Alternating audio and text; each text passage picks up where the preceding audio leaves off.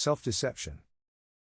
Having begun to think correctly, an individual very soon realizes that they are completely in the power of their Peter, Mary or Ash. No matter what they plan or what they intend to do or say, it is not them, not I that will carry it out, do or say it, but their Peter, Mary or Ash, and of course they will do or say it not in the way I would have done or said it, but in their own way, with their own shade of meaning. Often this shade of meaning completely changes what I wanted to do in the first place. From this point of view there is a danger arising from the very moment that self-observation begins. It is I who begins self-observation, but it is immediately taken up and continued by Peter, Mary or Ash.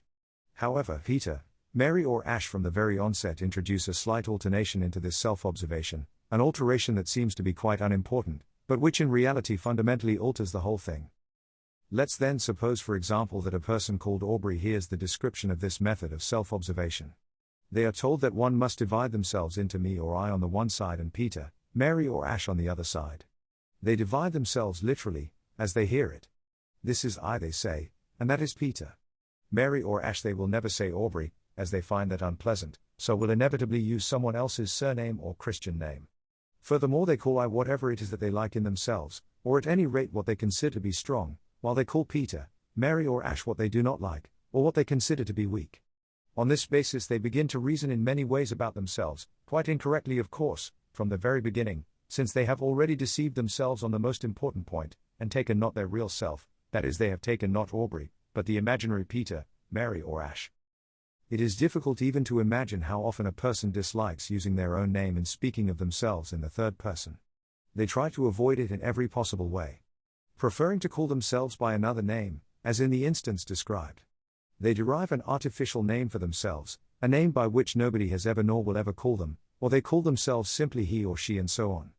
In this regard people who are accustomed in their mental conversations to call themselves by their Christian names or surname, by some pet name are no exception. When it comes to self-observation, they prefer to call themselves Peter or to say the Peter in me, as though there could be a Peter in them. There is quite enough of Peter for Peter himself. However, when a person understands their helplessness in the face of Peter, their attitude towards themselves and towards Peter in them ceases to be indifferent or unconcerned. Self-observation becomes the observation of Peter. A person understands that they are not Peter at all, and that Peter is nothing but the mask that they wear, the part that they unconsciously play and which unfortunately they cannot stop playing. A part that rules them and makes them do and say thousands of stupid things which they would never do or say themselves. If they are sincere with themselves, they feel that they are in the power of Peter. But at the same time they feel that they are not Peter. They begin to be afraid of Peter, begin to feel that this is their enemy. No matter what they would like to do, everything is intercepted and altered by Peter. Peter's desires, tastes, sympathies, antipathies, thoughts and opinions are either opposed to their own views, feelings and moods, or they have nothing in common with them. At the same time, Peter is their master, and they the slave. They have no will of their own, have no means of expressing their desires because whatever they would like to do or say will be done for them by Peter. On this level of self-observation, a person must understand that their whole aim is to free themselves from Peter, and since they cannot in fact free themselves from Peter, because he is himself, they must therefore master Peter, and make him do not what the Peter of the given moment wants, but what they themselves want to do. From being the master, Peter must become the servant. The first stage in work on oneself consists of separating oneself from Peter mentally, in being separated from him in actual fact, and keeping apart from him. However, the fact must be borne in mind that the whole attention must be concentrated upon Peter, for a person is unable to explain what they themselves really are. But they can explain the Peter in themselves, and it is with this that they must begin, remembering at the same time that they are not Peter.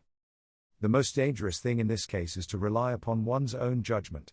If a person is lucky, they may at this time have someone near them who can tell them where they are, and where Peter is.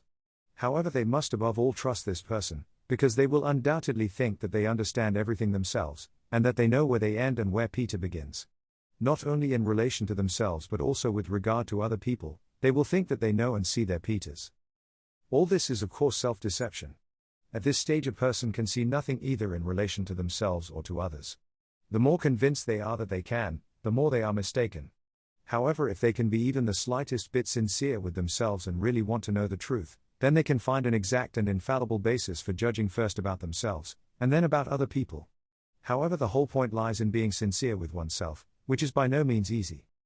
People fail to understand that sincerity must be learned. They imagine that to be sincere or not to be sincere simply depends upon their desire or decision to be so. However, how can a person be sincere with themselves when in actual fact they sincerely do not see what they ought to see within themselves? Someone has to show it to them, and their attitude towards the person who shows them must be the right one. That is, such as will help them to see what is shown to them, and not, as so often happens, hinder them if they begin to think that they already know better. This is a very serious moment in the work. A person who loses direction at this moment will never find it again afterward. It must be remembered that we all, such as we are, do not possess the means of distinguishing I and Peter in ourselves. Even if we try to, we will lie to ourselves and invent things, look for excuses and justify. We will never see ourselves as we really are. It must be understood that without outside help a person can never see themselves. In order to know why this is so, you must remember a great deal of what has been discussed. Self-observation brings a person to the realization of the fact that they do not remember themselves. Man's inability to remember himself is one of the chief and most characteristic features of his being, and the cause of everything else in him. The inability to remember oneself finds expression in many ways. A person does not remember their decisions, they do not remember the promises that they have made to themselves, do not remember what they said or felt a month, a week, a day, or even an hour ago. They begin work of some kind, and after a certain passage of time do not remember why they began it. This is particularly true in connection with work on oneself. A person can remember a promise given to another person only with the help of artificial associations, associations that have been educated into them, and they in their turn are connected with concepts which are also artificially created of honor, honesty, duty, obligations, and so on. Speaking in general, one can say truthfully that if a person remembers one thing, they forget 10 other things that are much more important for them to remember. A person very easily forgets what relates to themselves, those mental photographs of themselves that perhaps they have previously taken. This then deprives an individual's views and opinions of any stability and precision. A person does not remember what they have thought, or what they have said, and they do not remember how they thought or how they spoke. This in its turn is connected with one of the fundamental characteristics of our attitude toward ourselves and to all of our surroundings. Namely, our constant identification with what at a given moment has attracted our attention, our thoughts or our desires and imagination. Identification is so common a quality that for purposes of observation it is difficult to separate it from everything else. We are always in a state of identification, and only the object of identification changes. A person identifies with a small problem that confronts them, and they completely forget the great aims with which they began their work. They identify with one thought, and forget other thoughts. They are identified with one feeling, with one mood, and forget their own wider thoughts, emotions and moods. In work on themselves, people are so much identified with separate aims, that they fail to see the wood for the trees. The 2 or 3 trees nearest to them represent for them the entire wood. Identifying is one of our most terrible foes, because it penetrates everywhere and deceives a person at the very moment when it seems to them that they are struggling with it. It is particularly difficult to free oneself from identifying because a person naturally becomes more easily identified with the things that interest them most, to which they give their time, their work and their attention. In order to free themselves from identifying, a person must be constantly on guard, and merciless with themselves. That is, they must not be afraid of seeing all the subtle and hidden forms which identifying takes. It is necessary to see and to study identifying at its very roots in oneself. The difficulty of struggling with identifying is still further increased by the fact that when people observe it in themselves, they consider it a very good trait, and call it enthusiasm, zeal, passion, spontaneity, inspiration and other names of that kind. Considering that only in a state of identifying can a person really produce good work, no matter what sphere. In reality, of course, this is illusion. People cannot do anything sensible when they are in a state of identifying. If people could see what the state of identifying means, they would alter their opinion. A person becomes a thing, a lump of flesh, and loses even the small semblance of humanity that they have. In the East, where people smoke hashish, opium and other drugs, it often happens that an individual becomes so identified with their pipe that they begin to consider that they are a pipe themselves. This is not a joke but a fact, they actually become a pipe. This is identifying, and for this hashish or opium are entirely unnecessary. Look at people on the street and in shopping malls, in theaters, in restaurants or bars, and see how they identify with words when they argue about something, or try to prove some point. Particularly something they do not know about themselves. They become greediness, desires or words. Of themselves nothing remains. Identifying is the chief obstacle to self-remembering. A person who identifies with anything is unable to remember themselves. In order to remember oneself, it is necessary first of all not to identify. But in order to learn not to identify, people must first of all not be identified with themselves, not call themselves I always and on all occasions. They must remember that there are two in them, that there is themselves, that is I in them, and then there is another with whom they must struggle, and whom they must conquer if they wish at any time to attain anything. So long as we identify or can be identified, we are the slave of everything that can happen to us and therefore mechanical. Liberation is first and foremost freedom from identification. After general forms of identification, attention must be given to a particular form of identifying, namely identifying with people, which takes the form of considering them. There are several different kinds of considering. On the most prevalent occasions, a person is identified with what others think about them, how they treat them, what attitude they show towards them, how they are respected. They always think that people do not value them enough, are not sufficiently polite and courteous to them. All of this torments them, makes them think or suspect and lose an immense amount of energy on guesswork, on suppositions. Then develops in them distrust and a hostile attitude towards people. How somebody looked at them, what somebody thought of them, what somebody said to them, all of this acquires immense significance in self-image. We consider not only separate persons, but also society and historically constituted conditions.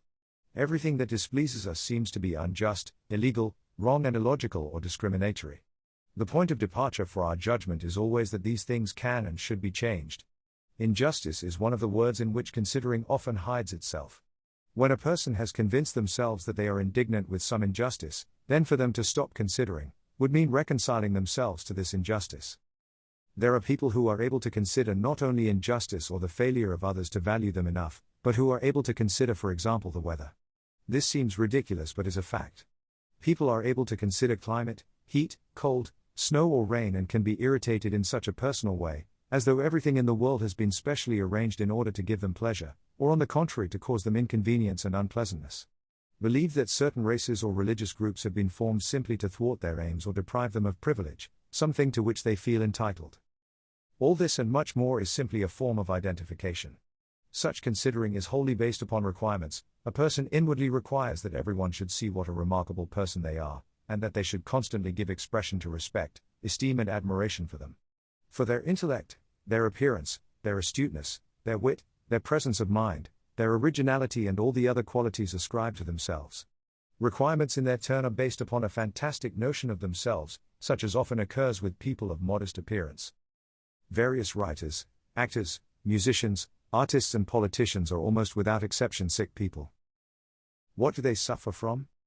Firstly, from an extraordinary opinion of themselves, then from requirements, and lastly from considering. That is being ready and prepared beforehand to take offense at any lack of understanding, or lack of appreciation from others. There is still another form of considering that can take a great deal of energy from us.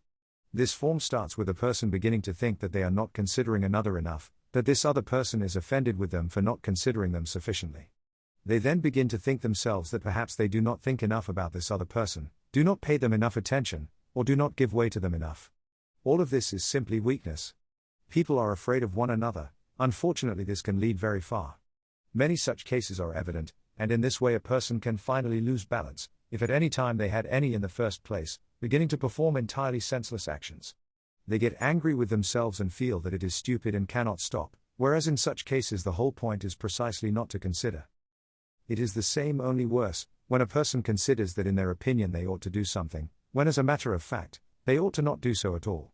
Ought and ought not is a difficult subject that is a struggle to understand, when a person really ought, and when they ought not to. This can be approached only from the point of view of aim. When a person has an aim, they ought to do only what leads toward that aim, and ought not do anything that hinders them from striving toward the aim. As noted, people often think that if they begin to struggle with considering within themselves, then it will make them insincere, and they are afraid of this, because they feel that in that event they will be losing something, losing a part of themselves. In this example, the same thing takes place as in attempts to struggle against the outward expression of unpleasant emotions. The sole difference is that in one case a person struggles with the outward expression of emotions, and in the other with an inner manifestation of perhaps the same emotions. This fear of losing sincerity is of course self-deception, one of those formulas of lying upon which human weakness is based.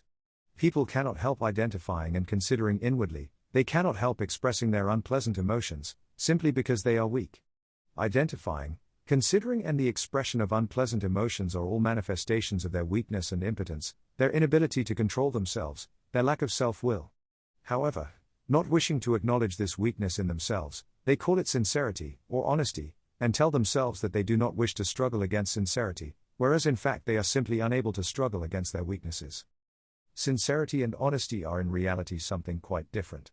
What a person calls sincerity in this case is in reality simply being unwilling to restrain themselves. Deep down inside they are aware of this, and lie to themselves when they say that they do not want to lose sincerity. So far internal considering has been mentioned. It would be possible to give many other examples, however we need to do this for ourselves, that is we must seek these examples through the observation of ourselves, and of others.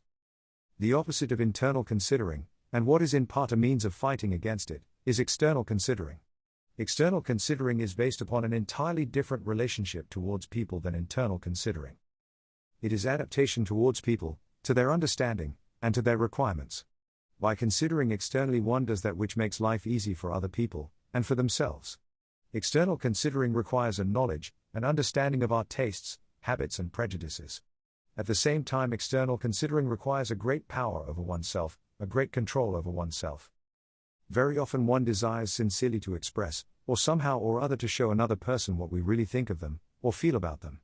If we are weak, then we will of course give way to this desire, and afterwards justify ourselves, saying that we did not want to lie, did not want to pretend, that we wanted to be sincere and simply say it like it is. Then we convince ourselves that it was the other person's fault. That we really wanted to consider them, even to give way to them, not to quarrel and so on. The other person did not want us to consider them, so nothing could be done to avoid it. It also happens that an individual begins with a blessing, and ends with a curse. They begin by deciding not to consider, and afterwards blame other people for not considering them. This is an example of how external considering passes into internal considering. However, if a person really remembers themselves, then understands that another is a machine just as they themselves are, they will enter into the other's position, they will put themselves in their rightful place. Really being able to understand and to feel what another thinks and feels. If we can do this, then our work becomes easier. But if we approach someone else with only our own requirements, nothing except new internal considering can ever be obtained from it. Correct external considering is very important in the work. It often happens that people who well understand the necessity of external considering in life, do not understand the necessity of external considering in the work. They decide that just because they are in the work, they have the right not to consider. Whereas in reality, in the work, that is for one's own successful work, 10 times more external considering is necessary than in life, because only external considering on our part shows our valuation of the work, and our understanding of the work.